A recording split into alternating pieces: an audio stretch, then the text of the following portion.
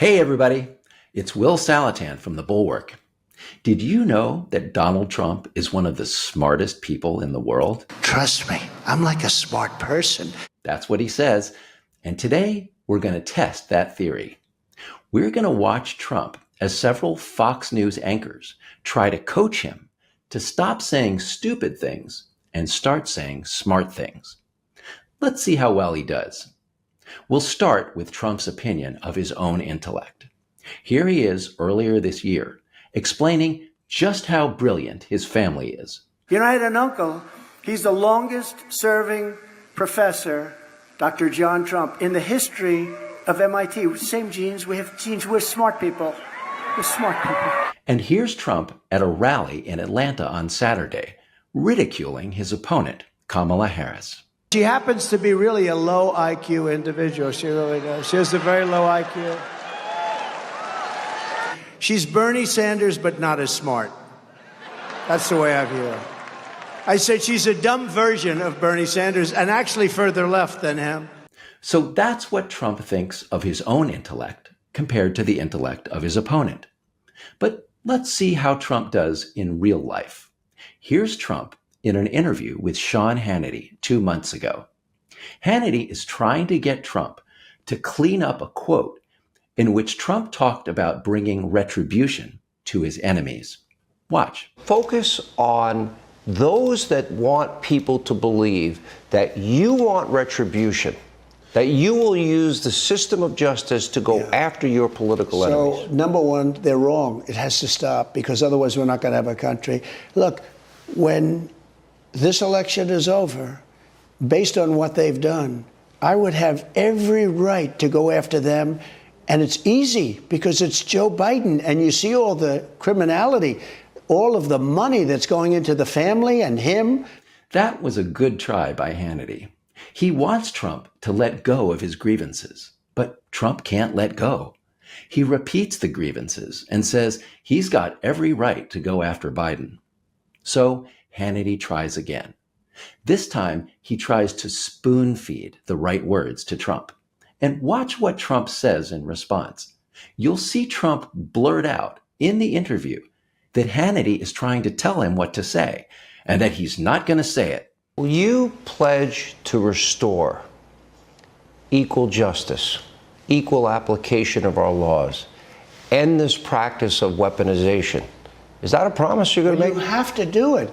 But it's awful. Look, I know you want me to say something. No, so I don't want you to say. I'm asking. But I don't want to look naive. I don't want what they've done to the Republican Party, they want to arrest on no crime. They want to arrest the person that won the nomination in a landslide. There was nobody even close. In a landslide. The person that got millions of votes, more votes than any other sitting president in history in the last election. There he goes.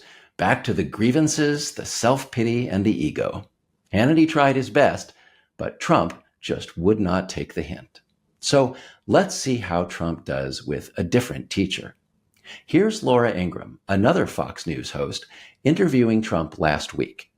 She's trying to get Trump to clean up a different quote, in which he said that if he becomes president again, Christians won't have to vote anymore. They're also attacking you for other ridiculous reasons. They're saying that you said to a crowd of Christians that they won't have to vote in the future. Yeah, let me say what did I mean by that. I had a tremendous crowd speaking to Christians. I mean, this was a crowd that liked me a lot. I think I'm at 97% or something. Look, the assignment here is really simple. Ingraham wants Trump to say, no, I did not mean that if I win, there won't be any more elections. But instead of saying that, Trump goes back to what an awesome guy he is and how everybody loves him. So Ingraham has to step in and try to steer him back to what she wants him to say. Watch. Look, Christians are known. You know who else doesn't vote? Gun owners don't vote. But just to be clear, what you're saying, though, you're not saying it's being interpreted as you are not surprised to hear by the left as well. They're never going to have another election. He's saying there's not. So first time I've even heard. Can you even just respond to that? I said Christians. I started off by saying just so you understand, you never vote. Christians do not vote well. They vote in very small percentages. Why? I don't know. Maybe they're disappointed in things that are happening, but for a long time. Again, here's a Fox News host trying to spoon feed Trump the right thing to say, and she can't get him off these rants. It's starting to look as though Trump, despite his brilliant genes, is a very slow student. Then, last Wednesday, Trump went to speak to the National Association of Black Journalists. As you might have gathered from the name of the organization, there were black people in the audience, and Trump needs to persuade black voters that he cares about them. Instead, he did the worst possible thing. He attacked one of the interviewers who shared the stage with him, Rachel Scott of ABC News, and he attacked the ancestry of Kamala Harris. This you gotta see. She was always of Indian heritage, and she was only promoting Indian heritage. I didn't know she was black until a number of years ago when she happened to turn black, and now she wants to be known as black. So I don't know, is she Indian or is she black? She has always But you know identified what? as a black woman. I She went to a respect either historically black one. college. I respect either one, but she obviously doesn't, because she was Indian all the way, and then all of a sudden she made a turn and she became a black person. Just to be clear, sir, do you believe that she is somebody should look into that too when you ask continue in a very hostile, nasty tone. This performance was so awful that another Fox News host decided to step in. Harris Faulkner, who has her own show on Fox, happened to be one of the three people on stage with Trump at the Conference of Black Journalists. So she intervened in the conversation to try to get Trump back on message. Watch. Look, I want to talk about why you're here today. I mean, it is not lost on us how divided we are as a country. And as you were coming today, we really got to see that we are divided along the lines of race, along the lines of gender. And there is this question of, in this moment where we are, why come here? What is your message today? My message is to stop people from invading our country that are taking, frankly, a lot of problems with it. But one of the big problems, and a lot of the journalists in this room I know and I have great respect for, a lot of the journalists in this room are black. I will tell you that coming from the border are millions and millions of people that happen to be taking black jobs. You had the best. What exactly is a black job, sir?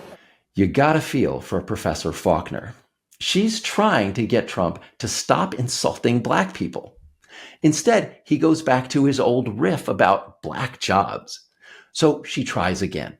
She asks Trump to please focus on a constructive message about inflation and living expenses. How do you turn it around? What's your plan for the black community when it comes to money? So, first of all, it's very hard to hear you for whatever reason because of the fact that they have bad equipment, because I guess, this woman was unable to get the right equipment. Can you believe this guy? He's still bitching at Rachel Scott. He can't even learn her name. He keeps calling her this woman. In fact, later in the interview, Trump goes after Scott again. And listen carefully to this clip, because as he speaks, you'll hear Harris Faulkner blurt out her dismay at what a jackass he is. If I came onto a stage like this and I got treated so rudely as this woman treated me, Oh my goodness. and I'm fine with it because she was very rude, sir. Very rude. That wasn't a question. Did you hear that? Oh my goodness. That's the sound of a teacher acknowledging just how obtuse and obnoxious her student is. But let's give these Fox anchors one more shot. On Thursday, Maria Bartiromo, who has a morning show on the Fox Business Channel, interviewed Trump about a series of issues.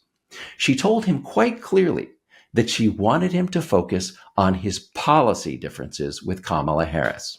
Watch. Mr. President, I really want to focus on policy in this interview because I want to make sure people understand what your policy is. Okay. But once again, Trump did not follow the assignment. He insisted on attacking Harris personally, and he also personally attacked Joe Biden, who isn't even running against Trump anymore. Here's what Trump said about both of them. Oh, she's terrible. She's not respected in foreign countries. I mean, she's laughed at. Everybody can't believe that this is happening. And I'm not a fan of Biden. He's not a smart guy. Never was. You can go back 30 years. He was never a smart guy. But she's not smart either. She's not a smart person. Are you going to debate